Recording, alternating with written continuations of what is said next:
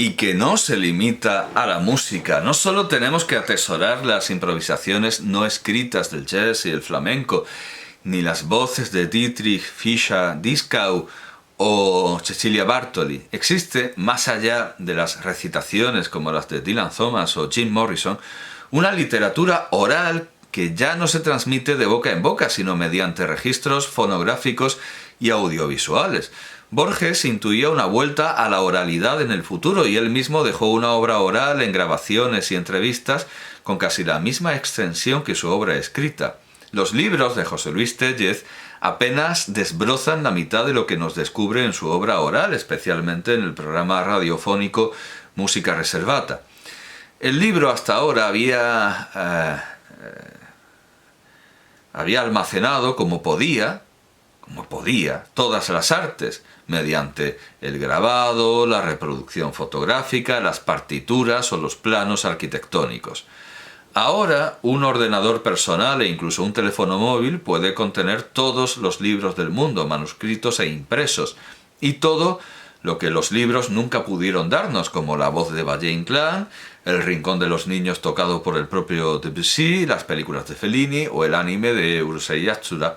Aún así, lo que no puede contener es un rebujito y unas rayas de coca, con lo que habrá que estar siempre vigilantes contra las maniobras de la infinita legión de quienes no tienen el más mínimo interés en todas estas cosas. No creo que sea posible la divulgación. Los que se creen tales, los que se creen divulgadores, solo hablan para ellos. Escribir en Madrid es llorar, es buscar voz sin encontrarla, como en una pesadilla abrumadora y violenta. Porque no escribe uno siquiera para los suyos. ¿Quiénes son los suyos? ¿Quién oye aquí?, dice Larra. Hablan para los suyos y no para el vulgo, y ni siquiera, como sabemos, los suyos los escuchan. Los aspavientos y chistes de Alipori, del difunto Fernando Argenta, de Ramón Gener, Jaime Altozano, o la gata de Schrödinger, el humor senil de Mercedes Concostrina, o la insistencia diaria de los historiadores de Twitter en que han leído a Mark Bloch, y de los historiadores del arte en que han leído a Benjamin y a Greenberg, solo llega a docentes engreídos como ellos y no a quienes ven a Ibai Llanos preguntarle a un futbolista «¡Casco mío, casco mío!». Aparte de que la mayoría de ellos se limita a copiar lo que se hace en Estados Unidos. Javier Santaolalla lee sin empacho guiones de Neil deGrasse Tyson, y en Francia, porque en todas partes cuecen habas, Sébastien Carassou publicó un libro, El Cosmos y Nosotros, en el que tiraba de Mr. Tompkins sin citar a Gamow. Porque lo único que puede atraer a la muchachada a las ciencias y a las artes no es que el profesor se ponga leotardos para explicar las jarchas, ni que use expresiones coloquiales de los años 80, ni que se le explique, ni que se ponga a explicar el Corán cantando despacito, y todas estas cosas son cosas que desgraciadamente he visto, y esto último al típico imán barbudo con muchos lomos en árabe detrás de su propio lomo, bastante ancho, por cierto. Ni Flammarion, ni Gamow, ni Asimov, ni Sagan eran divulgadores, eran científicos y además eran artistas. No intentaban molar a la vasca haciendo patéticos movimientos de rap, sino hacer algo grande, bueno, verdadero y bello, que además pudiera ser entendido por todos, al menos en lo esencial. No eran tipos siniestros con gabardina llamando a los chavales a un callejón oscuro e inconcreto, sino que les ofrecían el cielo estrellado sobre sus cabezas y la ley moral dentro de ellos. No creo que exista mediación posible entre el arte y el espectador. La crítica o es arte en sí misma, como la de Eugenio Dors, Gillo Dorfles o Umberto Eco, o es un estorbo, es un dejad de mirar ese Rubens para contemplar mi danza ecofeminista. Es un guarda que pregunta ¿ande va usted? Es un profesor que pide en el examen las etapas de la obra de Valle-Inclán con sus características principales. Un coñazo, en suma, lo que es un coñazo. En las ciencias y las artes no es que el mejor predicador sea Fray Ejemplo, es que es el único. Por mucho que se ponga en los institutos Las 13 Rosas, la película cuidadosamente preparada y empaquetada como producto pedagógico por Emilio Martínez Lázaro y por muchos tuiteros que intenten contar de manera divertida lo importante que es excavar cunetas, nunca surgirán tantas vocaciones arqueológicas como con la historia de un saqueador racista bien contada por Spielberg. Claro que a nadie se le oculta que las dos fiebres desatadas por Spielberg, por la arqueología primero con Indiana Jones y por la paleontología después con Parque Jurásico, no solo contaron con una narración, unos efectos cinematográficos y otras muchas virtudes superiores a películas parecidas, sino también con una envidiable distribución. En Parque Jurásico la Universal gastó 65 millones, no de años, sino de dólares en promoción. Hoy día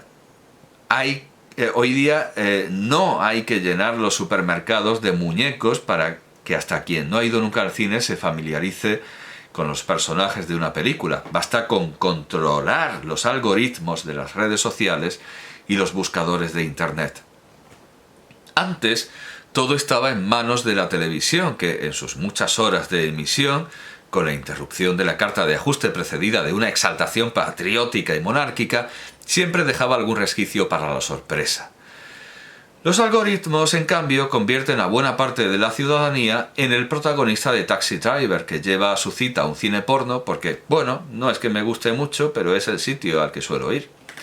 Cada vez habrá más gente que morirá sin haber salido del círculo mágico en que lo ha encerrado un algoritmo con propósitos desconocidos, porque sabemos que muchas veces los dueños de las redes sociales han sometido a sus usuarios a experimentos muy poco éticos, como dar noticias positivas a unos y negativas a otros, para comprobar cómo los segundos están ya cabreados todo el día y lo manifiestan en su comportamiento.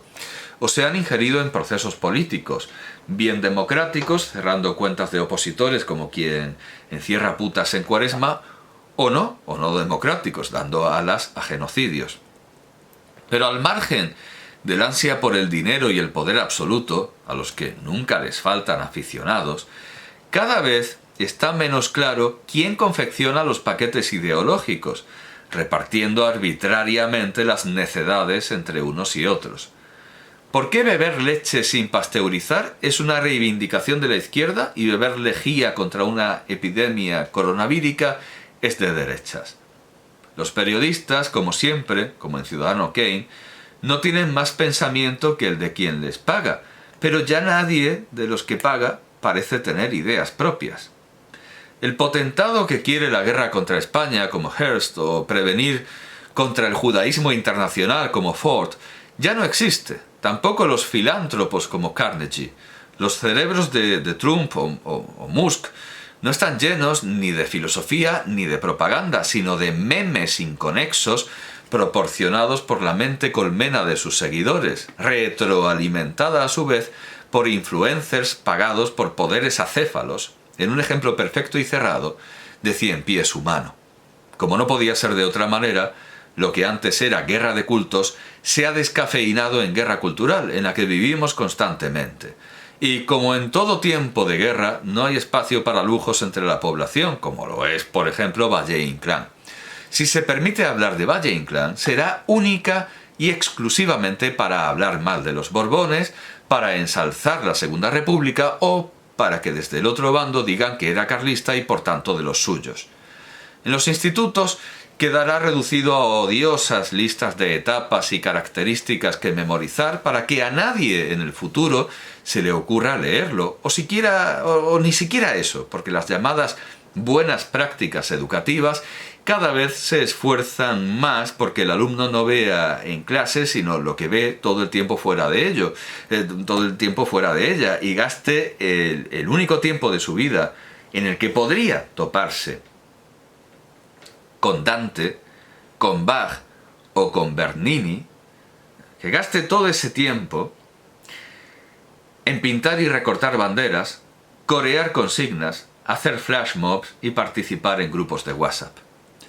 El verdadero tablero de la guerra cultural, por tanto, no tiene en un extremo al wokeísmo y en el otro a los que están siempre all right, sino que enfrenta a la verdadera cultura, el verdadero cultivo de los hombres, con los campos devastados, porque como en la película Idiocracia de Mick Judge, han creído que era bueno regarlos con bebidas energéticas. Tampoco hay que dejar de tener a mano la novela El ascenso de la meritocracia de Lord Michael Dunlop, barón Young of Dartington, que se pregunta qué méritos tienen quienes deciden lo que es meritorio. No hay guerra que se gane sin dinero, o al menos eso nos han enseñado el videojuego Plantas contra Zombies y también los nazis. Al menos el pintor tenía claro desde el principio que lo que necesitaba era dinero.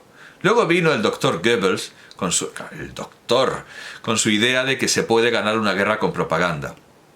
Contó en un discurso el chiste inglés de que las armas maravillosas de los nazis no se fabricaban en el Ministerio de Armamento, sino en el Ministerio de Propaganda, y no lo desmintió demasiado.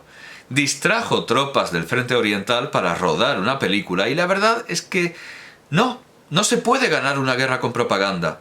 Y como estamos viendo con nuestro actual gobierno, la propaganda no puede crear una realidad paralela en la que los trenes no descarrilan, una riada no se lleva por delante a media Valencia y la Biblioteca Nacional no se inunda. El pensamiento positivo no hace que las cosas ocurran, como acabó descubriendo muy tarde el doctor Goebbels. Ni siquiera la guerra cultural se gana con propaganda, ya que la propaganda está solo en un bando, que es precisamente el que queremos combatir. Además, la propaganda ha de ser la adecuada. El Partido Demócrata en los Estados Unidos se desvivió por rodear a sus líderes de millonarios progresistas en lo que parecía una campaña diseñada por Putin, que alguna vez hizo que manos ensortijadas desde coches de lujo repartieran pasquines a favor de sus opositores para dar a entender que eran los candidatos de la mafia. Le dieron la victoria al Partido Republicano y a sus millonarios que comen hamburguesas y tacos de corteza crujiente. Pero me temo que sí es necesario el dinero para esta guerra. Frente a los millones de euros de nuestros impuestos que se gastan en la mal llamada guerra cultural, para hablar de Franco, el feminismo transexcluyente y la decolonización, no la descolonización, la decolonización, como el decoloramiento de ano, la decolonización de los museos, mientras se inunda la Biblioteca Nacional, y es la tercera vez que lo recuerdo y no me parecen suficientes, tendremos que gastarnos lo que podamos en que la ciudadanía tenga ocasión de toparse con autores y obras importantes que no tienen cabida en nuestro permanente estado de sitio. Quien pueda permitírselo, plantéese pagar para desbaratar el algoritmo y promocionar a estos autores, o usar el dinero de los anunciantes y ver los canales que queremos que vean otros, o donar dinero para mantener páginas como archive.org o The Internet Sacred Text Archive, y desde luego comprar libros, no tanto por los irrisorios derechos de autor como para mantener a los libreros, para que no den el negocio por ruinoso y acaben tirándolo todo a un contenedor como hacen las bibliotecas públicas. E ir a conciertos y al cine para que quien tiene muchísimo más dinero que nosotros y lo pierde en contar una historia clásica como Coppola, aunque esa historia sea el manantial de Ayn Rand, no se arrepienta de hacerlo ni envidie las producciones subvencionadas con ideas subvencionadas. Y hay que comprar discos para que quienes vean a la familia de Paco de Lucía, que recuperó sus derechos el año pasado en una batalla legal, o a la de Camarón de la Isla, que ya arregló el malentendido con la de Paco de Lucía, no digan, a propósito de dedicarse al arte, que quien mal anda, mal acaba. Quien no pueda, que al menos subvierta los algoritmos, que cierre ventanas y abra puertas, que bloquee las entradas, como yo, a todos los que vienen a hacerle perder el tiempo con batallitas culturales. Que haga una buena noche de los cuchillos largos contra los nazis, una buena noche de San Bartolomé contra los ateos católicos y una gran revolución cultural proletaria contra el papanatismo rojo. Y que no lo haga porque esos autores u oradores son nazis, nacionalcatólicos o rojos, sino por monotemáticos y vacuos. y que siga solo canales como el de Brilliant Classics, en los que Jacques de la Guerre importa como clavecinista y no porque era una mujer, que es la única manera, parece ser, de que un clavecinista importe en el mundo exterior, en el mundo realmente existente, como dirían los Gustavo Buenistas. Procuremos seguir siempre a Virgilio, en lugar de quedarnos escuchando a Mastro Adamo y a Sinón. Ya sé que la petición de contribuir económicamente a la llamada cultura puede sonar tan indecente como el llamamiento a salvar el planeta, no tirando de la cadena más que una vez al día, mientras se perdían millones de litros de agua por el mal mantenimiento de las conducciones por parte del Estado, que hizo en 2006 Cristina Narbona, que sigue en la vida política y posando sonriente con Pedro Sánchez, quien nos pide que vigilemos nuestra huella de carbono, mientras él coge el Falcon para ir a ver The Killers en el Festival de Benicàssim. De modo análogo, vemos que ese mismo gobierno compra votos dando 400 euros a los jóvenes cuando alcanzan la edad electoral para que se los gasten en videojuegos, DJs y festivales en concepto de bono cultural. Pues ese gobierno también usa los museos para eventos y promociones y nos hace escuchar interpretaciones vergonzosas de músicos afines en actos oficiales.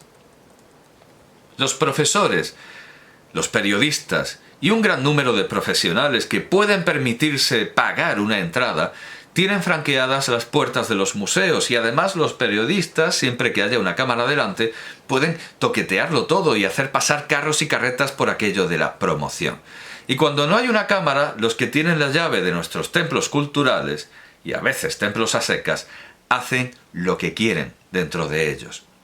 Las editoriales regalan los libros a los autorizados críticos y a los periodistas que los reseñan sin haberlos leído, dando lugar a un nuevo tipo de analfabetismo, el de quienes solo tienen en su casa, no voy a decir leen, el de quienes solo tienen en su casa libros que les han salido gratis y que no conocen nada fuera de las novedades editoriales, los centenarios, las conmemoraciones y los autores redescubiertos.